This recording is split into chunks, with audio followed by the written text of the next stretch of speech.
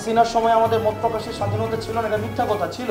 পরমত সহিষ্ণুতা হচ্ছে আপনার সবচেয়ে অপ্রিয় কথাটা আপনার সামনে যখন বলবে, আপনি তখন মনোযোগ সহকারে শুনে আপনার বিরোধিতা যদি সেটাকে করতে হয় সেটা আপনি ভার্বালি করবেন এবং সেটাকে আমরা গ্রহণ করব। আপনারা একটা দীর্ঘ বর্ণাঢ্যময় কর্মজীবনের মধ্য দিয়ে আপনারা এসছেন, আপনাদের এই কর্মের প্রতি আমরা সম্মান জানাই। কিন্তু একই সাথে সাথে ততটুকুই শুধু গণতন্ত্র যতটুকু আমার পছন্দ, আর যে কথাটা আমার পছন্দ না এটাকে আমি এইভাবে বিরোধিতা জানাবো, এই বিষয়টা হচ্ছে এটার নাম শালীনতা না, এটার নাম শিষ্টাচার না। মিথ্যাচার, শিষ্টাচার, সবচেয়ে অপ্রিয় কথাটাকে আমাকে হজম করার আমার শক্তি থাকতে হবে। হজম করার শক্তি যদি আমার না থাকে, আমাদের যে সাম্প্রদায়িক সম্প্রীতির কথা বলছি, পরমত সহিষ্ণুতার কথা বলছি, গণতন্ত্রের কথা বলছি, সেটা কখনোই সম্ভব না। আপনি আমাকে নিয়ে প্রত্যেকদিন 100 লাখ মানুষ গালাগালি করে। আমার কমেন্ট সেকশন আমি একদিনের জন্য 15 সেকেন্ডের জন্য আমি কখনো অনলাইন করি নাই। যে কেউ যা কিছু লিখতে পারে। আমি একটা এক্সাম্পল সেট করতে চাইছি টলারেন্সের। এখন আপনারা যদি এত ইনটলারেন্ট হন, এটা তো হচ্ছে আমাদের জন্য খুবই লজ্জাজনক বিষয়। আপনারা বলতে পারবেন কি এই পর্যন্ত। তো এখন এই বিষয়গুলো আপনাদেরকে আসলে আমাদের বসে এসে কথা বলতে হয়, আমার লজ্জা লাগে আসলে। আমাদের বাপদাদারা বলতো না, তোর ঘরে আমি হইছি না আমার ঘরে তুই হইছিস। তো এখন ব্যাপারটা হয়েছে উল্টা হয়ে গেছে আর কি। যাই হোক, ওনাদের বর্ণাঢ্য দীর্ঘ কেরিয়ার, এই বিষয়গুলো নিয়ে কথা বলতে চাই না। কিন্তু আমাদের এই সাংস্কৃতিক পরিবর্তন প্রয়োজন আছে। আর না হয় আমরা কাউকে কাল্ট তো বানাইতে চাইবো না ভাই, আমরা কাউকে কাল্ট বানাবো। আপনি আমাকে নিয়ে প্রশ্ন তুলবেন, আমার মতাদর্শ নিয়ে আপনি প্রশ্ন তুলবেন, আমাকে আপনি প্রশ্ন করবেন। আপনি যতক্ষণ পর্যন্ত প্রশ্ন অব্যাহত থাকবে ততক্ষণ পর্যন্ত আপনি রাইট ট্র্যাকে থাকবেন। আর যখনই আপনার প্রশ্নের পরিবর্তে শুধুমাত্র স্তুতি গাওয়া হবে, জবাবদিহিতার পরিবর্তে স্বেচ্ছাচারিতা অব্যাহত থাকবে, তখন প্রত্যেকটা মানুষ হাসিনা হবে। হাসিনা তো ব্যক্তি না, হাসিনা একটা আইডিয়া। হাসিনা একটা আইডিয়া। হাসিনা কি?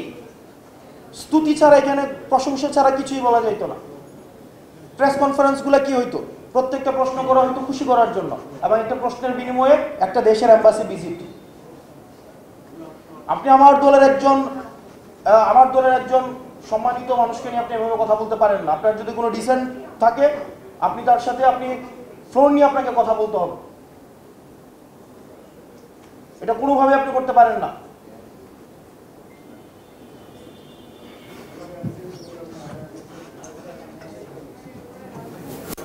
আপনি রাজনীতির ঊর্ধ্বে কি? আপনাদের ডিজি যখন বসাইছে আমি দেখছি না, কে অফিস করতে দিচ্ছেন আপনারা দেন নাই, তখন রাজনীতি দিয়ে আপনারা ডিল করছেন। কোন জিনিসটা রাজনীতির ঊর্ধ্বে? হসপিটালগুলোর এই অধপতন কেন? টেন্ডার বাণিজ্য হয় না, আপনি অস্বীকার করতে পারবেন। আমি আসনাদ আব্দুল্লাহ সাক্ষী, আপনাদের কোনো স্বাস্থ্য সেবার আমি 6টা মাস আমি ক্লোজলি ডিল করেছি। কোনো কিছুই রাজনীতির ঊর্ধ্বে না।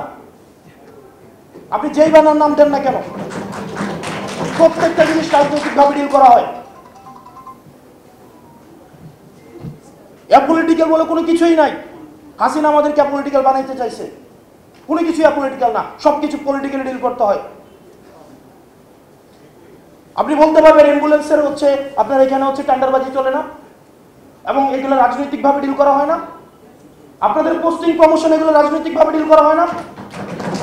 আপনি বলতে পারবেন। এখন যারা ঢাকায় আছে প্রত্যেকটা দল কোনো না কোনোভাবে যারা ভালো পোস্টিংগুলো পাচ্ছে, কোনো না কোনোভাবে আপনার সম্ভাব্য যারা সরকারপন্থী, সরকারে হবে তাদের অ্যালায়েন্স। এটাকে আপনি অস্বীকার করতে পারবেন? কোনোভাবে অস্বীকার করার সুযোগ নাই। আপনি যাই হন না কেন, যেই হন না কেন, আপনারা ভুলে যান না আপনি 5ই আগস্ট পরবর্তী সময়ে কথা বলছেন।